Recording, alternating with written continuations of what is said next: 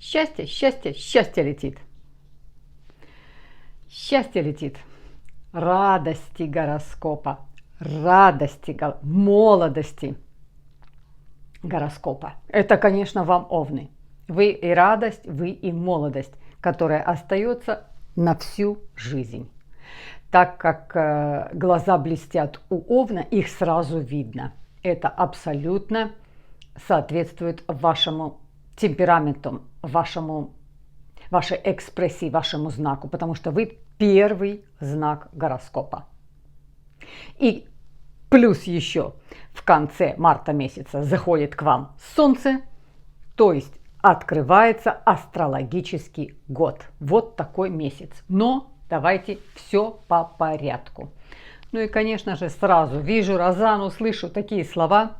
Счастливый, счастливый лайк. Кстати, овны забываете ставить.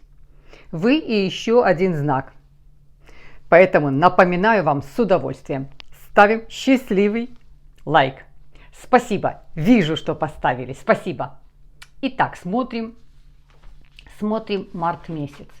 Март месяц двумя такими большими громкими событиями будет ознаменает месяц два громких события.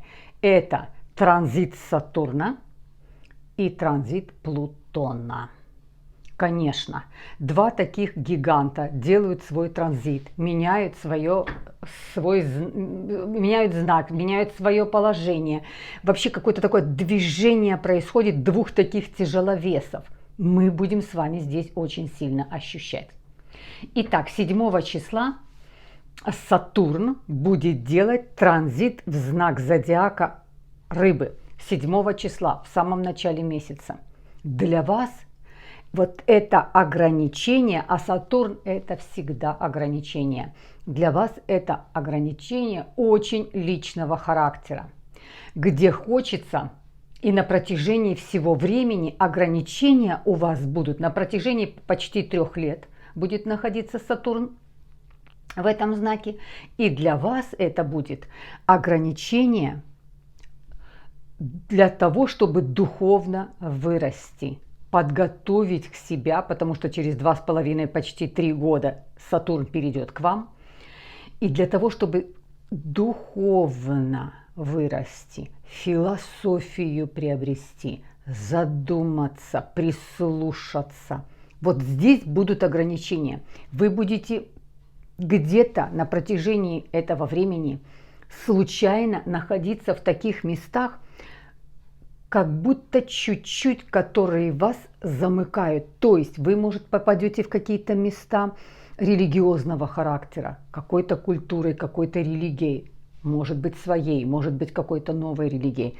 Прикоснетесь к чему-то, где есть философия.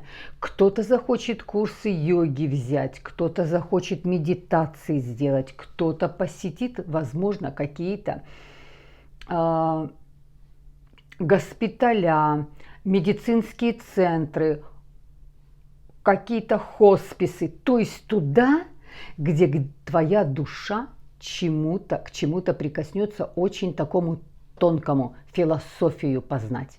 И вот на протяжении этого года именно вот ментально произойдет у вас такой разворот на самого себя. Это подготовка. Таким образом Сатурн вас ограничивает и направляет в русло, где ты один на один с собой. Это очень хороший опыт. Приобретаешь духовный опыт. Вот философия жизни. Открывается философия жизни. А я всегда говорю, когда у тебя есть фундамент, что вообще такое фундамент, на чем мы с вами, что это такое? Вот это и есть философия жизни. Это фундамент, это твой стержень, фундамент это твой позитив, то есть то, на что опираешься ты. Когда приходят какие-то жизненные ситуации, ты на что опираешься? Ты опираешься на философию жизни. И, конечно, вот таким образом Сатурн вас подготавливает к тому, что на протяжении почти 3 лет вы будете какая-то литература такого специфического характера, какие-то трактаты, вот оно к вам будет попадать. Люди, которые на протяжении этого времени встретятся, это те люди, которых хочется слушать, за которыми хочется тянуться. Что-то ты познаешь, какую-то немножечко оторванность от земли, чуть-чуть ты немножечко как будто бы хочешь напитаться такой философией жизни, что-то душевности, для души что-то такое. Вот этот транзит для вас будет очень значимым в марте месяце. 23 числа Плутон делает пробный транзит к Водолеям. Ну а тут мы все с вами. И, конечно же, вы будете ощущать, и Плутон будет пробную такую сделать. Он потом немножко вернется на какой-то период, обратно вернется к Козерогам, а потом на целых 20 с лишним лет, 20 лет до 43 года уйдет в знак зодиака Водолей. Но все равно уже это транзит. И что это для вас? И это опять для вас такая же трансформация душевная и духовная. Для вас это очень сильная душевная и духовная трансформация. Многое за этот период вы станете, вот сегодня я был так, а на завтра как будто вы станете как будто мудрее, старше, основательнее, капитальнее вот в своих мыслях. Очень многие вещи отпадут. То, что волновало, то, что тревожило, то, что страхи какие-то, многое отпадет, потому что какая-то будет вырисовываться опять учеба, люди, встречать будете интересных людей, интересных собеседников. Большой какой-то интерес проявляется к жизни, но, конечно, происходит трансформация, то есть очищаться будет вокруг будет происходить такая чистка, которая сделается естественным путем. Будем, конечно, каждый месяц смотреть, какие аспекты будут делать эти два гиганта, как Сатурн, так и Плутон. До 20 числа солнышко будет находиться в знаке зодиака Рыбы. И тоже Солнце пока будет находиться в знаке зодиака Рыбы. Тоже очень закрытая позиция. Я думаю, что в первая половина, вот почти до 20 числа, для вас это такая, вы будете чувствовать энергии, такой, как у вас всегда, и энергии очень много. И я вам рассказывала, где у вас энергия? Она из-под земли. Вот Марс, для вас Марс, это вот прям ножки, прям самые ступни. Вот там вот этот огонек, он такой еще свежий, маленький такой, тепленький такой огонек, но он уже вот оттуда, энергия от ног идет, от земли идет энергия. И вы до 20 числа солнышко будет находиться тоже в закрытой позиции. Вы не будете чувствовать вот этой, как раньше у вас была сила и энергия и легкости. Вы ее не чувствуете, как будто захотите такой эконом-режим. Не хочется тратить как будто бы энергию, вы ее собираете. Это абсолютно нормально. Как-то больше времени. Если раньше вы что-то поспали, соскочил, собрался, пошел, а здесь хочется как будто поваляться. То пришел, хочется пойти, всегда пошли там в зал где-то позаниматься, а тут думаешь, да ну, я уже на этой неделе был, пойду на следующей неделе.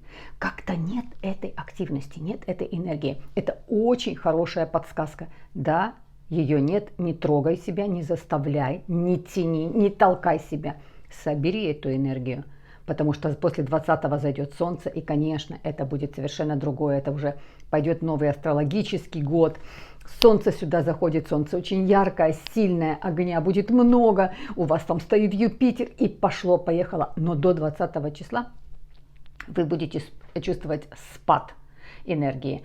Причем до 20 числа заходит к вам Солнце, и это Солнце накануне 16-го, когда оно еще находится в знаке зодиака Рыбы, оно еще и плюс конфликтует с вашим Марсом, выстраивает конфликт.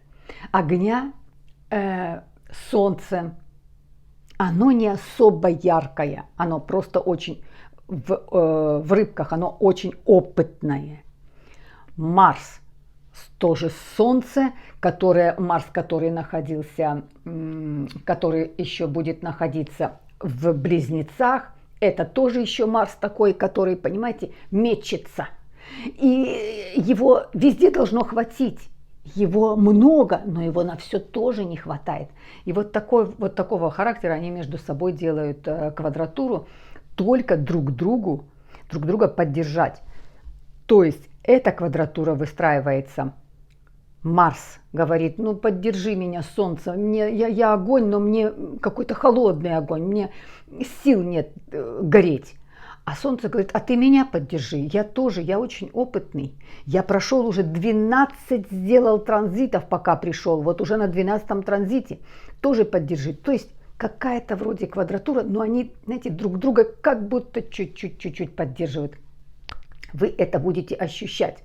Вот вроде и есть силы, что-то сделали, а потом как-то поберечь эту энергию надо.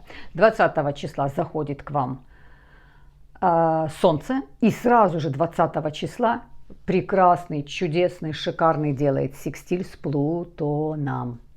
Шикарный секстиль с Плутоном. Солнце, сильное Солнце, набирает свои только обороты.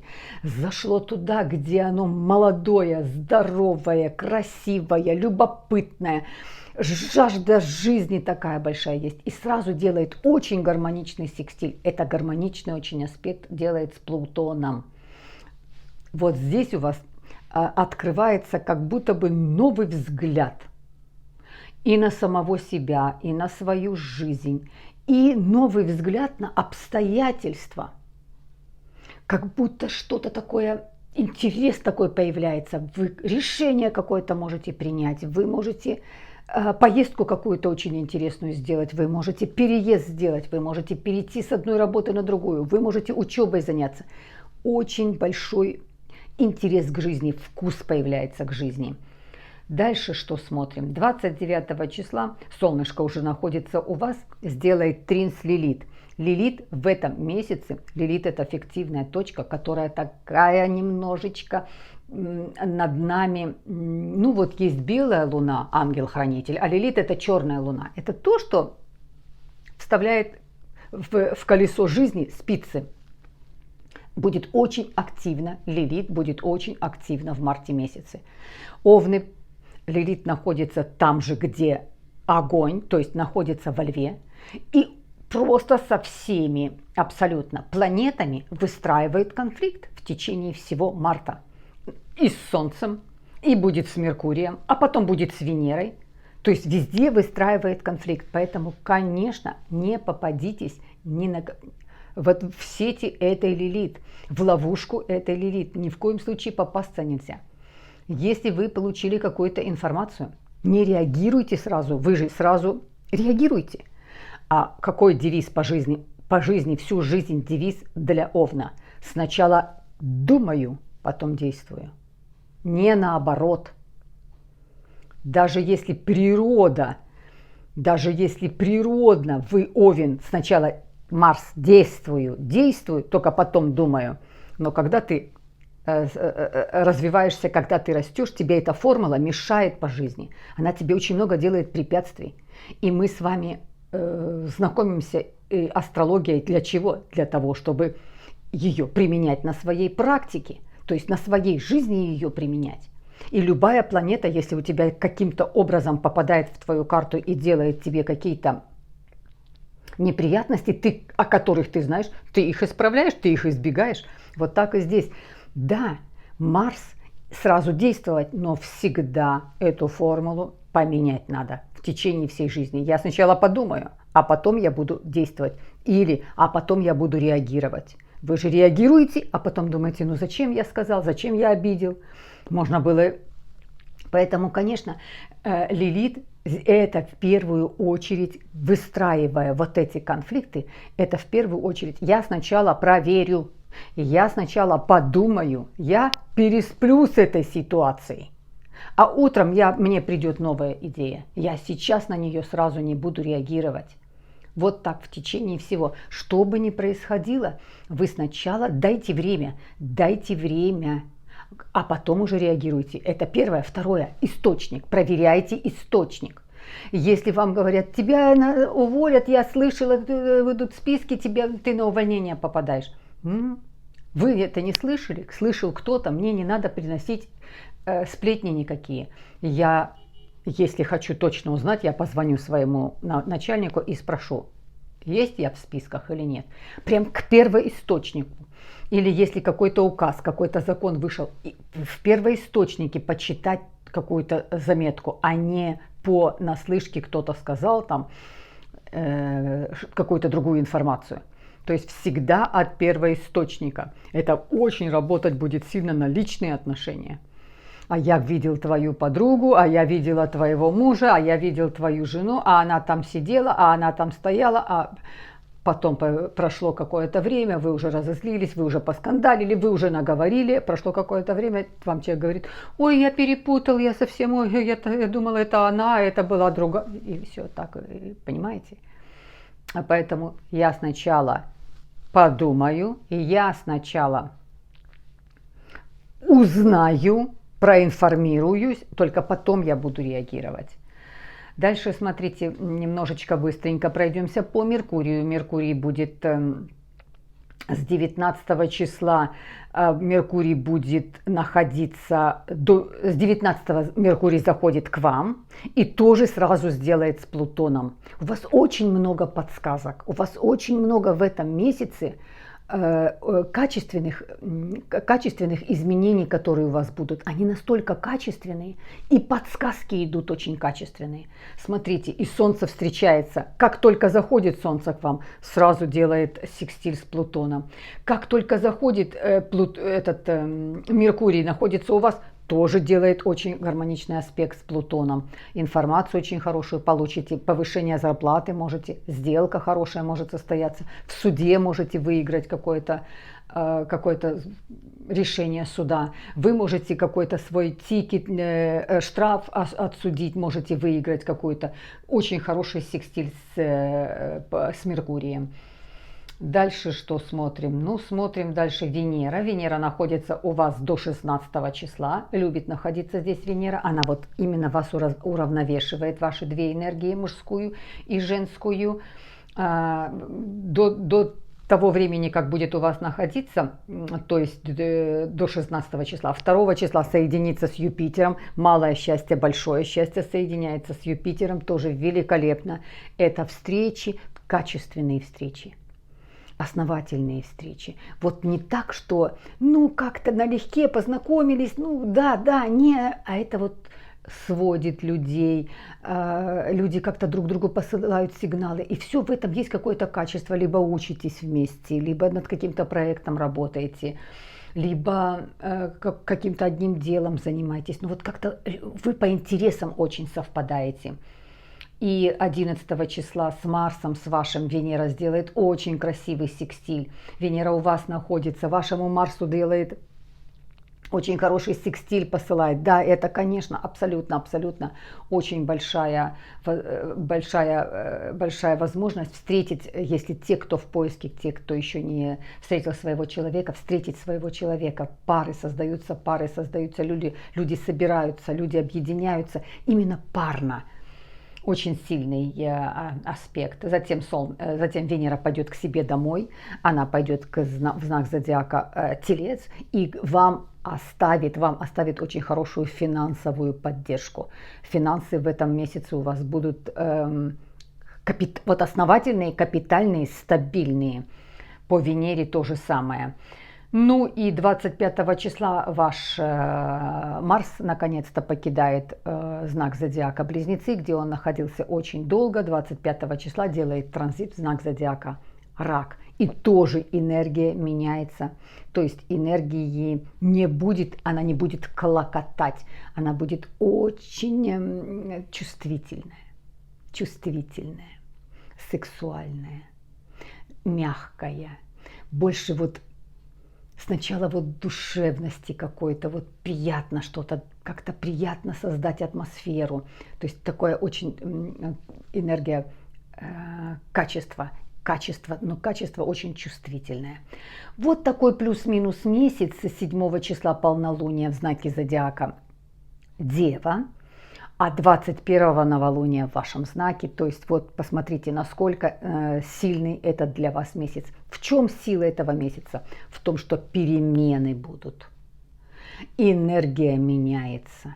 Сначала как-то вот все немножко замкнуться на себе, сосредоточиться, экономить, режим экономия энергии, как-то все продуманность. А потом, конечно, просто вот такой прилив, где у вас есть силы, настроение, вкус, жажда жизни, вкус жизни, интерес к жизни. Это все вот возрождается вторая половина.